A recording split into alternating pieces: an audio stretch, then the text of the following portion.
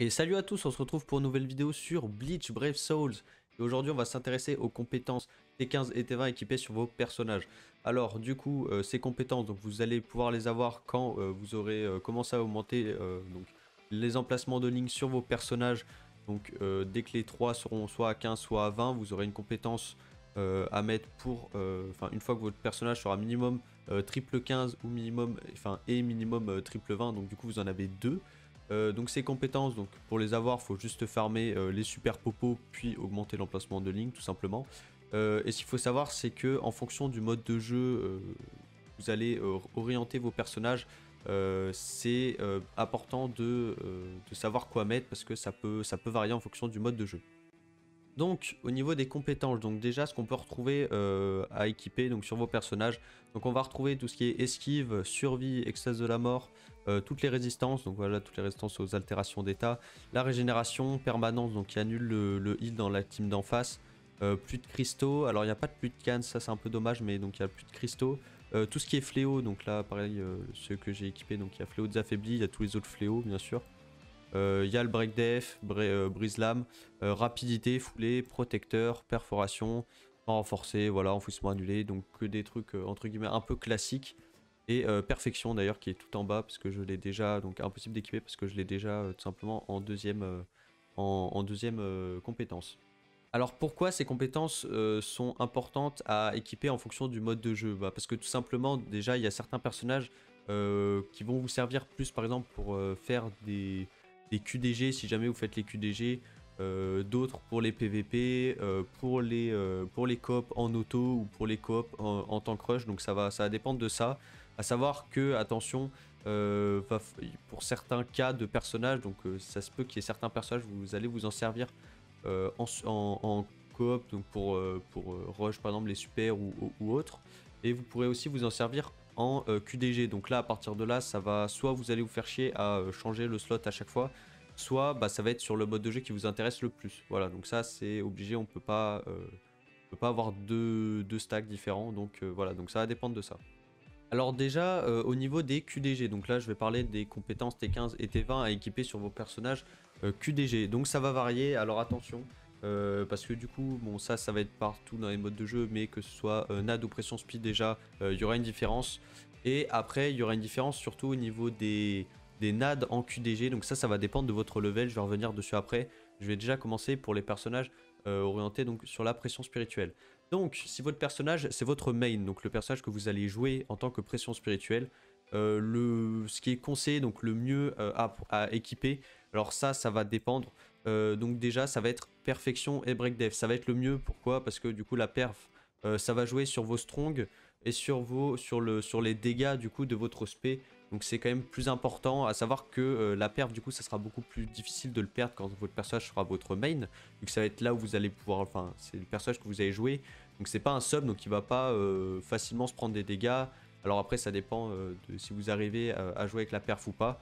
Mais en tout cas le mieux, donc ça sera perf et break def. Alors break def du coup ça va jouer sur l'aspect. Donc quand vous êtes activé votre spé, ça va diminuer la défense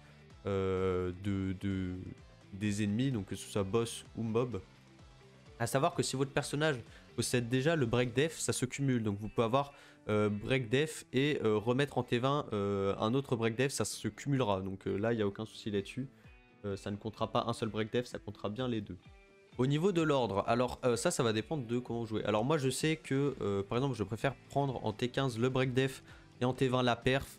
Mais ça, moi ça me gêne pas trop parce que généralement quand je T15 un perso, je le T20 dans la foulée, donc c'est pour ça que l'ordre je m'en fous un peu. Mais en vrai, ce que je conseille plus, c'est de prendre d'abord la perfection, puis après le break def en T20. Pourquoi? Parce que la perf, du coup, ça va jouer aussi sur vos strong, alors que le break def, ça va être que sur l'aspect. Donc si c'est des runs qui sont pas très rapides ou qui durent assez longtemps, mieux vaut avoir 25% de perf en plus qui joue sur vos strong, sur vos strong. Plutôt qu'avoir juste le break def qui va jouer uniquement sur l'aspect et qui va être plus long à mettre en place. Donc en vrai, voilà, je vous conseille de mettre en priorité en T15 perfection, puis break def en T20. Alors maintenant, si votre... donc imaginons par exemple le Aizen, je le joue en sub. Alors ça veut dire que généralement, vous allez jouer en main, c'est recommandé de jouer, après ça dépend de vos teams à chaque fois. Si vous jouez un autre pression spirituelle en main, donc vous allez jouer perf et break def, c'est le mieux. Si jamais vous avez une team avec un deuxième personnage pression spirituelle en sub cette fois-ci, alors cette fois, ce qui va être conseillé de prendre, donc alors là ça va dépendre, je reviendrai un peu sur les NAD, mais ça va vachement changer. Alors ça va dépendre de votre level. Si par exemple vous faites des runs de plus de 30 secondes, donc vos runs vont être un peu longs, vous avez joué déjà, va falloir jouer permaboost sur vos subs. Si vos runs sont assez longues, je conseille, si le personnage n'a pas de résistance native, donc native plutôt, donc s'il n'a pas de résistance par rapport à l'altération qu'il y a au sol, je conseille de mettre une petite résistance, parce que si vous jouez un personnage pression spi en sub, ça veut dire que vous n'avez pas trop de choix généralement. Le seul cas exceptionnel, ça va être sur des runs où vous allez jouer triple perso pression spirituelle, et dans ce cas là c'est que vous faites des runs généralement entre 5 et 10 secondes, c'est vraiment des runs très rapides. Donc dans ce cas là il n'y a pas besoin de prendre de résistance. Pourquoi? Parce que vous avez tout simplement reset, et il y a une chance pour que vos personnages ne se tapent pas d'altération d'état. Donc voilà, donc là vous n'aurez pas besoin de prendre de résistance. Donc en vrai, mieux vous prendre une petite résistance, parce que sinon votre personnage ça va vous faire chier, parce que bon, toute la run il aura l'altération au sol, ça va être chiant. Après il y a certains cas, si votre personnage a déjà une résistance, par exemple comme le Aizen, et qu'il a un vortex sur sa S2, ce que je conseille de prendre, ça va être déjà la perfection, parce que du coup votre run ça va être orienté sur le perma vortex. Donc je conseille de prendre la perfection, et en T20 de prendre, alors pas le break def, parce que le break def du coup vu que votre sub ne va pas claquer sa spé, et ben du coup ça servira totalement à rien. Donc là ce que je conseille, ça va être de prendre un fléau. Alors le fléau c'est quoi? C'est tout simplement si vous prenez par exemple fléau désaffaibli, donc par exemple hop j'ai pris sur le Kenny un petit fléau désaffaibli qui est là. Donc ça montre, donc les dégâts seront augmentés à hauteur de 20%. C'est tout simplement que pendant que si par exemple Aizen ou Kenny d'ailleurs qui a l'altération d'état affaiblissement, si un des deux va proc l'affaiblissement sur un des ennemis en face, vous allez infliger 20% de dégâts en plus sur ce type d'ennemi. Donc voilà, donc c'est ce que je recommande de mettre. Après ça va changer en fonction de votre team. Vous pouvez mettre de la survie si jamais votre personnage vous savez qui va crever, et que vous devez jouer par exemple perma vortex sur une run. Si imaginons ouais, vous avez un personnage, il est juste là pour le boost, et que c'est un perso pression spirituelle, bah, le mieux ça va être qu'il tank, et vous pouvez jouer survie. Pourquoi? Parce que tout simplement dès qu'il va crever, enfin dès qu'il va mourir, dès qu'il va respawn, il aura tendance à claquer instantanément son boost. Du coup pour perma boost ça peut être une strat de faire exprès de le faire mourir pour par derrière lui faire reclaquer son boost. Donc c'est une strat, donc ça dépend. Mais voilà, après ça va être très rare, parce que généralement la meilleure compo ça va être si vous faites des runs assez longues, de jouer main pression spirituelle et deux sub NAD. Voilà.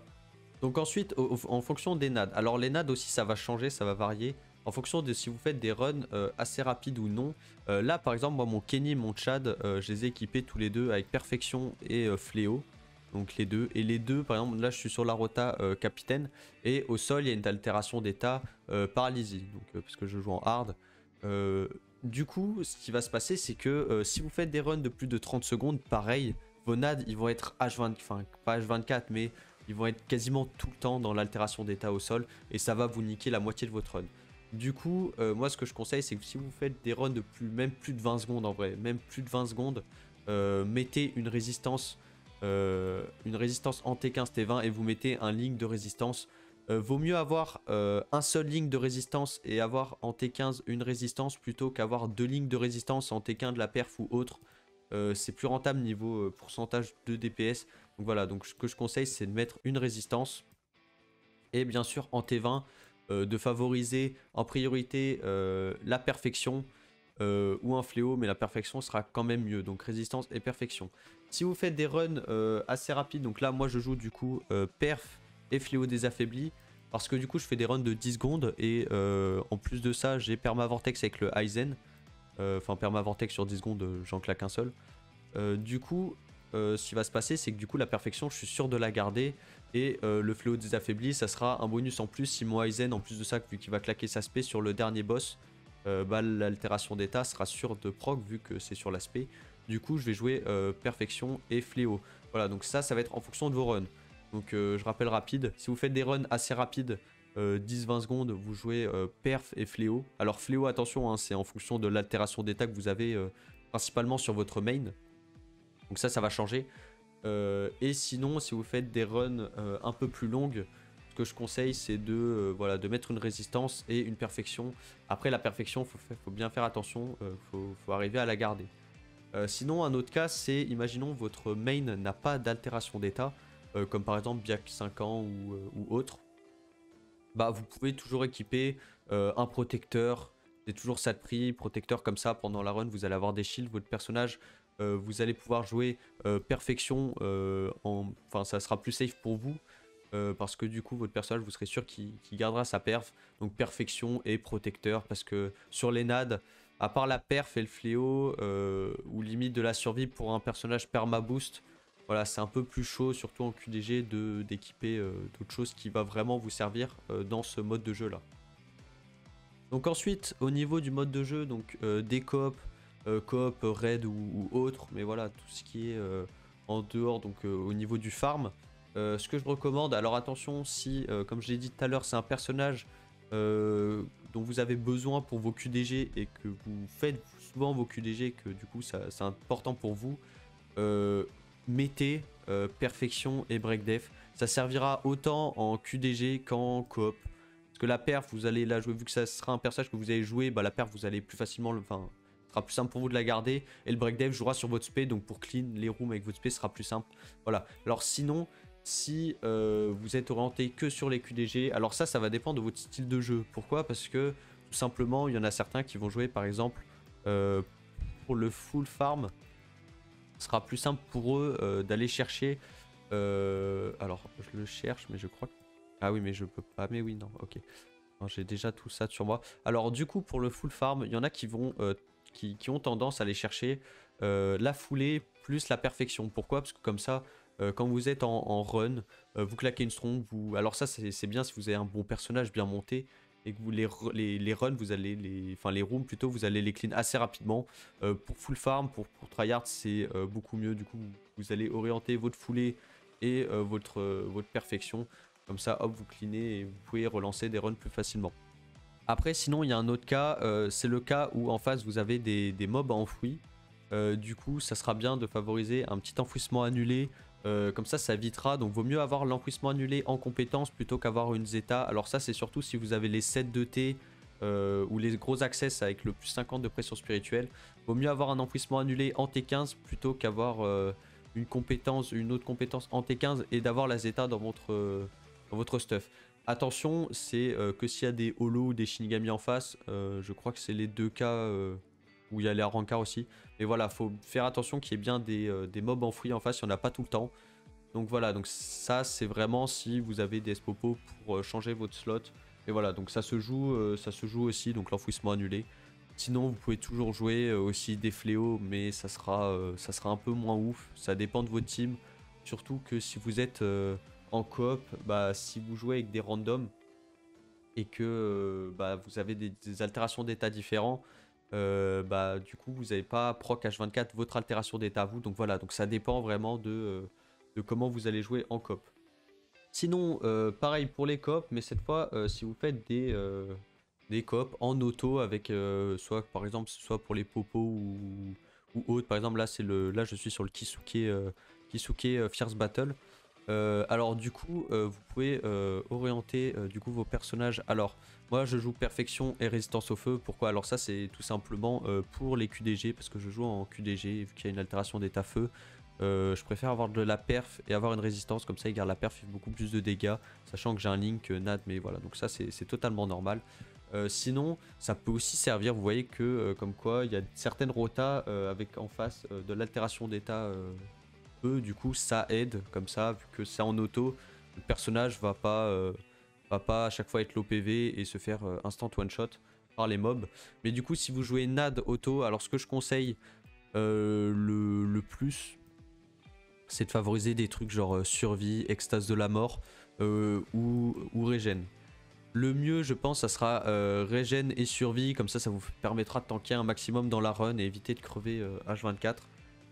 Mais sinon, extase ou régène ou ce genre de truc, c'est quand même pas mal.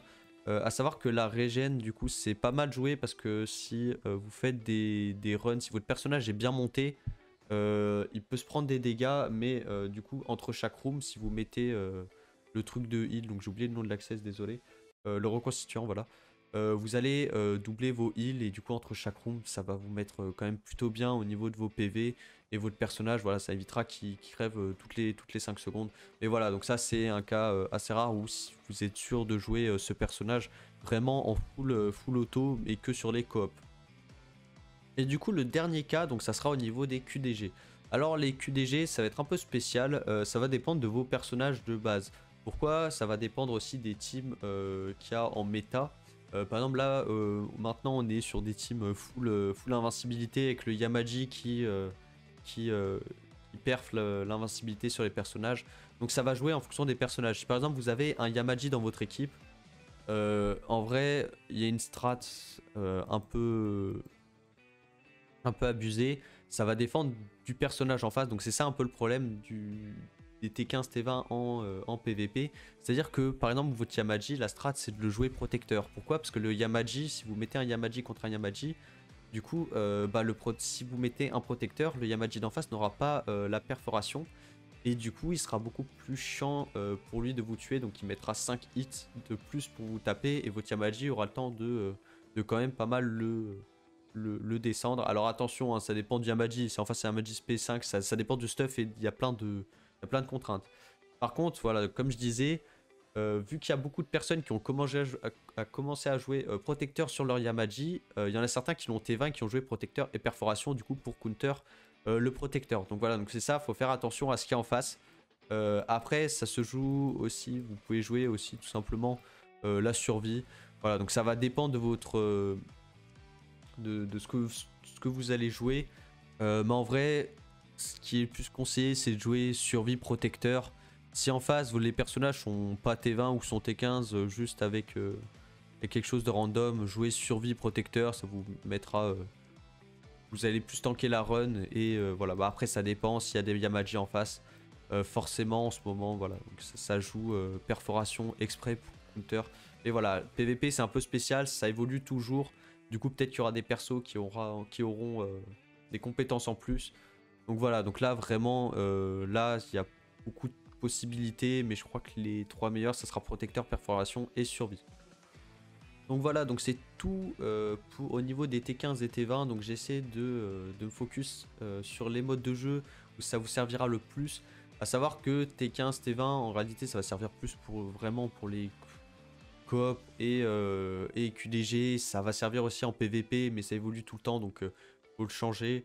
Mais voilà, ça dépend du mode de jeu que vous préférez. Par exemple, moi c'est les QDG, donc forcément je vais tout orienter au niveau des QDG. Mais voilà, ça dépend vraiment de vos personnages, de vos teams, de votre niveau. Ça dépend de pas mal de trucs. Forcément, quand vous allez débuter, si vous avez réussi à avoir votre premier personnage T15, forcément ça va être un peu compliqué et voilà, on peut se demander quoi mettre. Mais voilà, donc faites attention, ça dépend. Savoir que vous pouvez changer les slots, ça coûte quelques S-Popo, mais bon, c'est pas la mort. Une fois que c'est changé, si vous êtes sûr d'avoir mis de bons trucs, comme ça reste et c'est fait.